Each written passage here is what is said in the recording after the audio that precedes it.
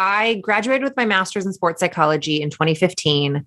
And then I knew, there was all this whole, like, there's no jobs in sports psychology. I was like, well, then I'm going to create one. That's how I approached grad school, was like, I'm going to have a private practice. So I started out, just hustling, driving around, trying to get one-on-one clients. And then I got on Facebook and I started blogging and I started doing the thing I was supposed to do. And I wrote this article about a gymnast who's afraid of going backwards on beam. It went viral and I had this whole influx of virtual clients. And I was like, okay, apparently I'm doing this online. And I got really specific into this niche of, I basically help 12-year-old gymnasts who are afraid of going backwards on the beam. There's a little more than that I do, but that's sort of that's the girl who connects with me better than anybody. So I leaned into that niche and my coaching schedule was full from kids all over the US and beyond. Here's what's crazy about that. So, my daughter cheers, right? She's an all-star elite level cheerleader, right? Which is like, we work with cheerleaders too. Yes. I'm like, but she's, there's something that she can't get right now. Oh my gosh. I wish what it was. Back handspring?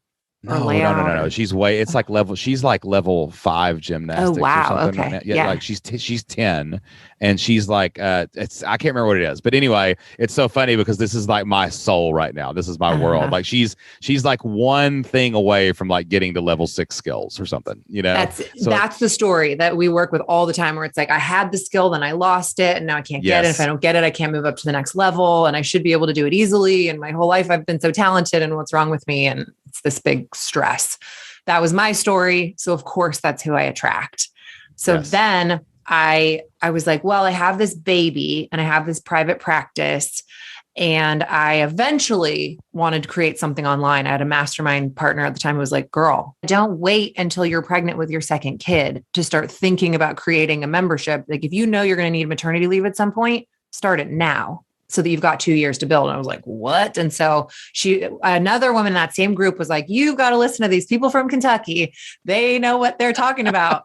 Do they know? Do they? Let's be realistic. Well, we'll find out as the story goes on. I think so. So I listened to your podcast. I signed up for Flip Lifestyle. I did the year, and I did your mastermind within the group at one point. And that was when I launched my membership, was with your help in that little like 1 month moment. And I got, and so I was like, who am I going to do this for? And I ended up starting with parents. So I was like, I'm going to do this membership for sport parents. So my beta launch, I sold 4 memberships at $19 each, and they were all swim moms. And that was my start. And it was so simple and so basic. And it was the forums, and it was like super clunky, and it was like some videos posted and some phone calls. But yeah, these women were. You mean how everybody's membership looks like the first week? That's what we're talking about here. It's okay. Yes, that's okay. It was that's like what it's supposed to look like in the beginning. Very special. Like the people, the long haulers who have been with us, like the 5 years, are like, yes, it's gotten much better since then. But I felt like it was a success. I was like, I've got people paying me $20 a month every month. So, and you said, if you can get 4, you can get 400, or, whatever your version of that is. That's right. So then I did that, and we go down maybe a month, 2 months, 3 months.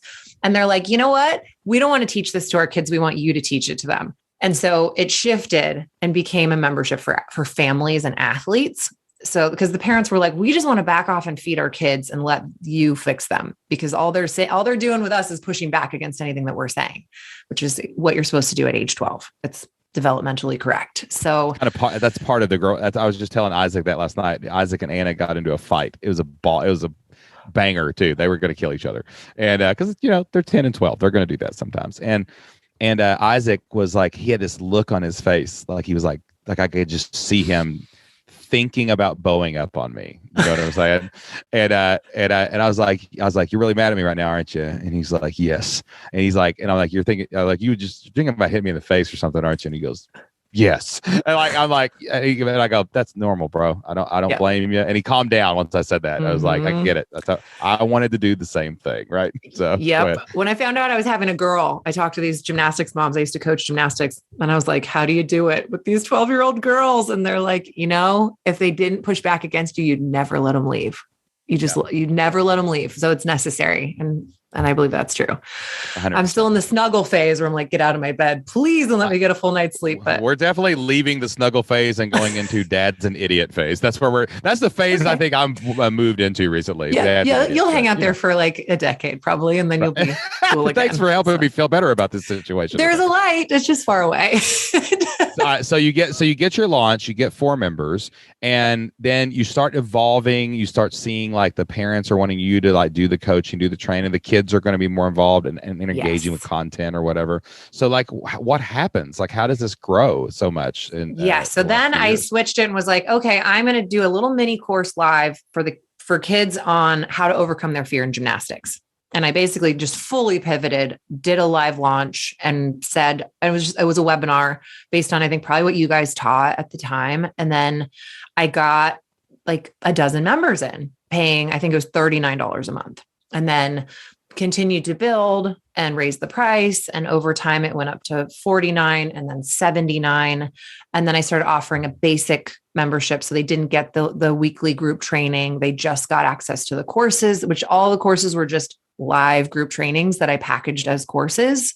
So I do like a series on this, a series on that. And then I was having this private practice over here and all this online stuff, and I was completely slammed in all areas. So I hired a coach, and I got a coach that I then started passing my consultations off to. And then I got another one, and then I got another one. And so now I have a team of 8 coaches who all have masters or doctorates or are that's incredible. That's amazing. Like I had 4 members and then I had 8 coaches working for me. Like what just happened? Like where did that come from? Right. Like this escalated very quickly. It did. And I have an admin team of 4 part-timers who are mostly moms who work from home and want flexibility in their schedules, which I really value. So then they also speak the language of gymnastics or sports. So it's this incredible team with this amazing culture. And now I've got about 165 members, and they range from, we've got the basic members who pay $39. We have the standard members who pay $97 for the group training. And then we have elite members who pay $297 for one-on-one coaching on top of the other stuff.